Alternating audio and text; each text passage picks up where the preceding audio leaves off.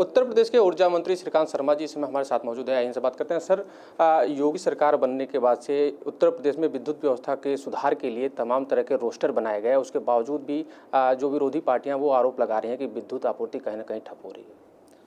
देखिए, एक परसेप्शन था कि जब अंधेरा शुरू हो जाए या सड़कों में गड्ढे शुरू हो जाए तो समझो उत्तर प्रदेश आ गया। लेकिन सन्यासी की सरकार ने ये संकल्प लिया है कि इस परसेप्शन को हम लोग समाप्त करेंगे।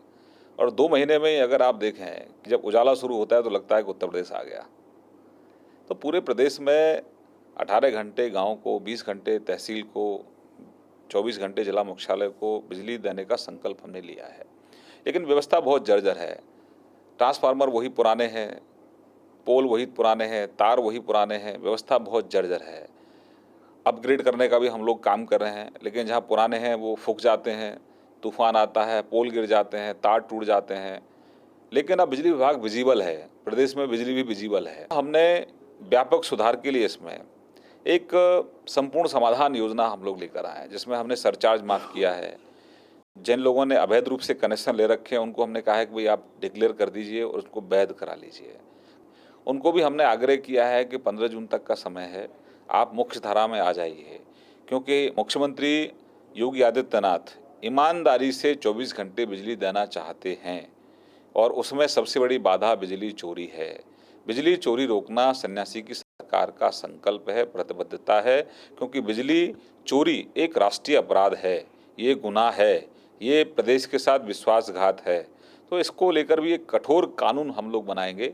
15 जून के बाद एक बड़ा अभियान इसके खिलाफ हम लोग चलाएंगे।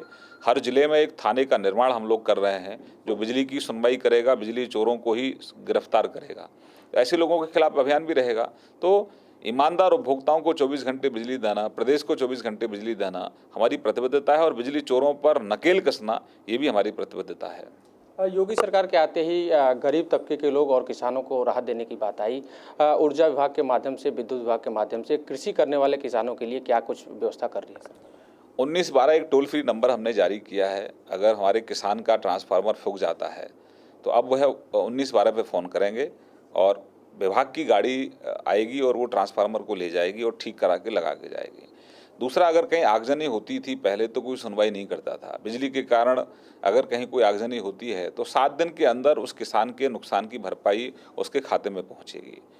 हम अभी 2018 तक कृषि के लिए एक अलग से फीडर की व्यवस्था कर रहे हैं, जिससे बिना किसी व्यवधान के किसानों को बिजली मिले, उनके समय के अनुसार बिजली मिले। एक आखिरी सवाल, योगी सरकार के बनते ही अपराध पे नकेल कसने की बात कही गई, लेकिन अपराध कहीं ना कहीं बढ़ता जा रहा है यूपी में। इसके लिए सरकार क्या कुछ कर रही है? बिगड़ती कानून व्यवस्था हमें विरासत में मिली है, इसको दुरुस्त करना हमारा संकल्प है। लेकिन सूबे की बिगड़ती कानून व्यवस्था निश्चित रूप से एक मुद्दा शुरू से रही है। 2 महीने की हमारी सरकार है और इस सन्यासी की सरकार का संकल्प है कि हमने अपराधियों को चिन्हित किया है। हर डिस्ट्रिक्ट में कप्तान को दायित्व दिया गया, जिम्मेदारी दी गई है कानून व्यवस्था ठीक करने की। पेट्रोलिंग करिए, रात को पेट्रोलिंग करिए, दिन में ठीक से पेट्रोलिंग करिए। जो डिस्ट्रिक्ट के जो अपराधी हैं उनको चिन्हित करिए, चिन्हित करके सलाखों के पीछे डालिए। जो पैरोल पर हैं और वो भागे हुए भगोड़े हैं, ऐसे लोगों को चिन्हित करिए, उनको सलाखों के पीछे डालिए। जिन पर इनाम है उनको गिरफ्तार करिए। तो एक अभियान हमारा चल रहा है। ये सरकार किसी को संरक्षण नहीं दे रही है, बल्कि अपराधियों के खिलाफ कठोर कार्रवाई हम लोग करेंगे। और 6 महीने के अंदर आप व्यवस्था को देखेंगे, आप चुस्त और दुरुस्त व्यवस्था हम लोग करेंगे। तो ये थे श्रीकांत शर्मा जी, जिन्होंने हमारे हर सवाल का बड़ी बेबाकी से जवाब दिया। कैमरामैन अनिल सूर्यवंशी के साथ पंकज तिवारी, न्यूज़ 1 इंडिया।